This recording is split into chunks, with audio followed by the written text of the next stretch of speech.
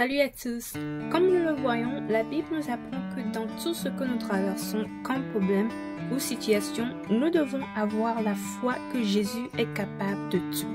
Parce que c'est cette foi en Jésus-Christ et en son habileté qui fait qu'au lieu de nous victimiser et d'accuser Dieu, nous nous rappelons que ce sont de grandes et précieuses promesses que Dieu a pour nous et que l'une de ces promesses est qu'avec nous, il brisera le diable et toutes ses œuvres.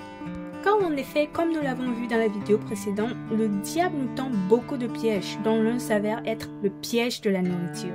Mais tout comme Jésus-Christ, notre Seigneur et Sauveur, qui a tout surmonté, nous devons éviter de tomber dans ces pièges en ayant recours à l'armure que Dieu met à notre disposition en tant que ses soldats spirituels et ses collaborateurs. Aujourd'hui, nous allons voir un exemple dans la Bible sur comment un croyant peut tomber dans un piège de nourriture et quelles sont les conséquences qui peuvent survenir. Pour commencer, nous allons vite parcourir une histoire dans le livre de Genèse, le chapitre 12. Là, la Bible nous dit qu'il y avait un homme nommé Abraham. Il avait 75 ans et Dieu, voyant que son temps préétabli pour que son plan divin s'accomplisse dans sa vie, lui dit de quitter sa patrie, sa famille et d'aller dans le pays qu'il lui montrerait. Il obéit à Dieu et avec sa femme, ils arrivèrent au pays de Canaan.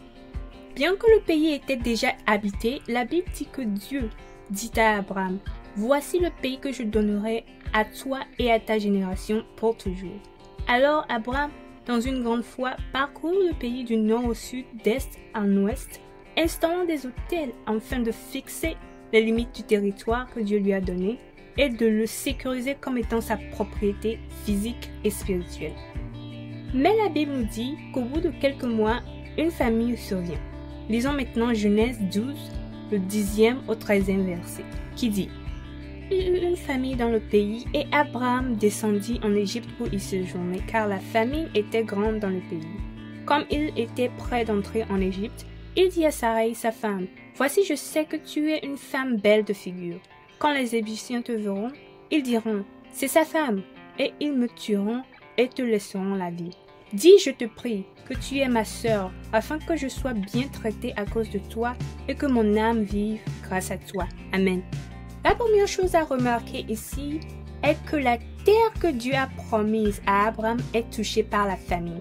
Cela signifie que même lorsque vous êtes sur le chemin tracé par Dieu, vous pouvez toujours rencontrer des difficultés. Dans le verset 10, il est dit qu'Abraham, sous la pression d'un problème, a décidé de quitter la terre promise sans le consentement de Dieu pour aller en Égypte. Erreur que beaucoup d'entre nous commettent, car une fois qu'un problème devient trop lourd à supporter, nous devenons tellement confus que nous perdons notre sens de connexion et ne prenons plus le temps de demander quoi que ce soit à Dieu. La Bible dit au verset 11 et 12 qu'alors qu'il était sur le point d'entrer en Égypte, il dit à sa femme Sarai, « Voici, je sais que tu es une femme belle de figure. Quand les Égyptiens te verront, ils diront, c'est sa femme, et ils me tueront en te laissant la vie. » Ici, nous voyons qu'Abraham, craignant la mort, suppose certaines choses à propos des Égyptiens. Et cela est dû au fait qu'il a perdu son casque de salut. Donc, ses pensées sont tout chamboulées. Cet état d'esprit l'affecta au point qu'il perd sa ceinture de vérité. Car, comme il est écrit au verset 13, il demanda à sa femme de mentir aux Égyptiens sur leur relation afin qu'ils soient bien traités.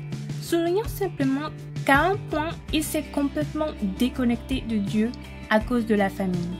Bien qu'une fois en Égypte, Pharaon leur a donné des biens, de la nourriture, du bétail et des serviteurs, leur voyage là-bas n'en valait pas la peine, car Abraham a dû sacrifier sa femme à un moment donné. Et pire encore, l'un des servantes qu'ils ont reçues d'Égypte lui a donné un enfant dont les descendants sont constamment en conflit jusqu'à nos jours avec les descendants qu'il a eus avec Sarah. Tout comme nous l'avons brièvement vu dans l'histoire d'Abraham, Satan peut utiliser la faim, la famine ou le manque de nourriture pour vous piéger, vous faire perdre toute votre armure et détruire vos bénédictions de génération en génération.